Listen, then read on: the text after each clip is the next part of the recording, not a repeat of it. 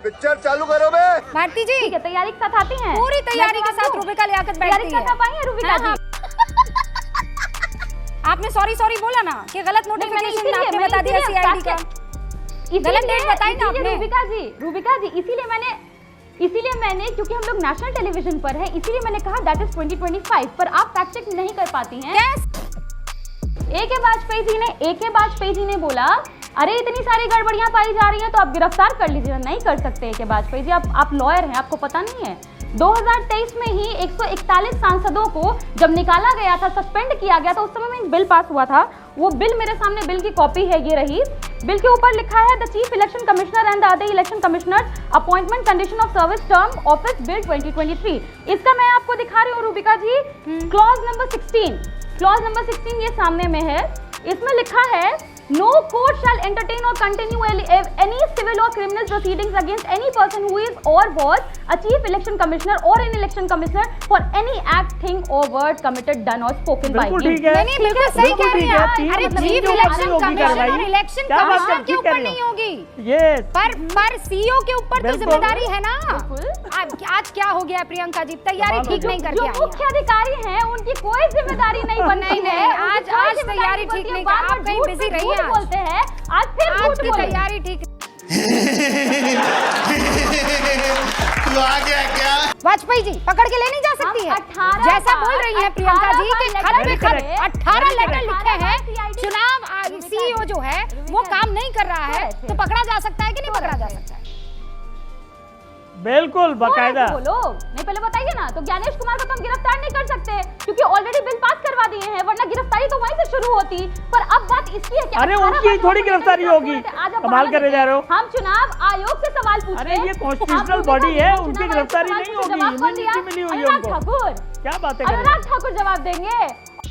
ये बड़ी अच्छी बात कही आप। और सबसे हास्यास्पद तो ये अनुराग ठाकुर एफिडेविट मांग रहे राहुल गांधी का, और कोई अनुराग ठाकुर से एफिडेविट नहीं मांगता है। नहीं प्रियंका जी, हुआ ये है कि 3 मिनट में आपने 3 मिनट में 3 चौराहों पर आपने 3 फैक्ट्स को जो है वो बदल दिया। अच्छा, हमको सिखा रिया है। ये अनुराग ठाकुर क्यों आए, ये कौन होते हैं आने वाले, ये क्यों प्रेस कॉन्फ्रेंस कर रहे हैं?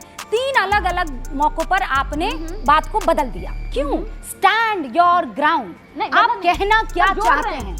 सब जोड़ रहे हैं, बदले नहीं, आर्गुमेंट्स दे रहे हैं, सबको जोड़ रहे हैं, ये बताने के लिए आप छोटी मछली को पकड़ना चाहते हैं, बड़ी मछली को पकड़ना चाहते हैं, जो सबसे बड़ी जिसकी भूमिका यहाँ पर है। सहकारिता विभाग में थे, क्या झूठ बोले? बड़ी मछली जिसके आप बात कर रहे हैं। बोले ना ऑनलाइन डिलीट नहीं हो सकता। ये रहा बोले, उस पे मत जाइए। आज जो मैं सवाल आपसे पूछ रही हूँ, मैं सच बता रही हूँ। अनुराग जी, अब आपकी बारी, अब आप ट्राई कीजिए। क्या बोला तूने? देखिए मुझे एक बात समझ में नहीं आई। अरे हमें तो आपकी कोई बात समझ में नहीं आ रही है। पूछा जाता है, सुना नहीं, आपके नहीं आएगी ना, क्योंकि आपके आंख पे चश्मा चढ़ा हुआ ना। चश्मा तो मैं लगाती नहीं हूँ, माशाल्लाह से बहुत शानदार आंखें हैं मेरी और नजरें। बोलने दीजिए ना, अभी तो मैं बोला भी नहीं हूँ आपके। ठीक है, अब मैं क्या करूँ? मेरे बिना बोले आप बात समझ लीजिए। आपसे विशेष प्रेम है भैया, क्या बोलने तो दीजिए। ये कौन सा लॉजिक है भाई? अरे मुझे बोलने दे, बिना बोले ही आप समझ गए थे, तो अब यही तो दिक्कत है, बिना बोले आप समझ जा रहे हो। मैंने कहा कि सवाल पूछा जाता है चुनाव आयोग से, जवाब देती है भारतीय जनता पार्टी।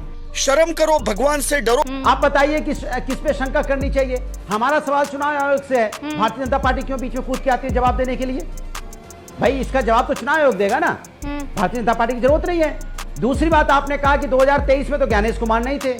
रूबिका जी, संवैधानिक पद पे जो लोग बैठे होते हैं ना, उसमें ईयर नहीं देखा जाता।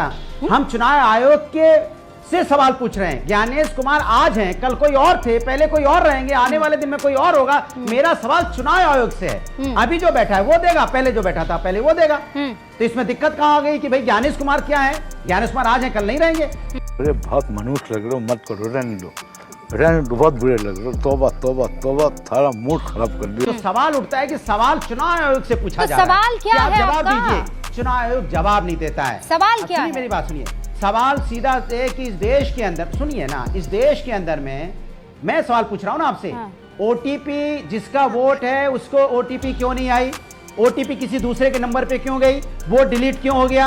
सवाल एक है, तो इसका चुनाव आयोग जवाब दे। एक बात, आप एक सवाल डिलीट नहीं हुआ है, उसमें 3 सवाल। आपको भी व्हाट्सएप ज्ञान आ गया, डिलीट नहीं हुआ है।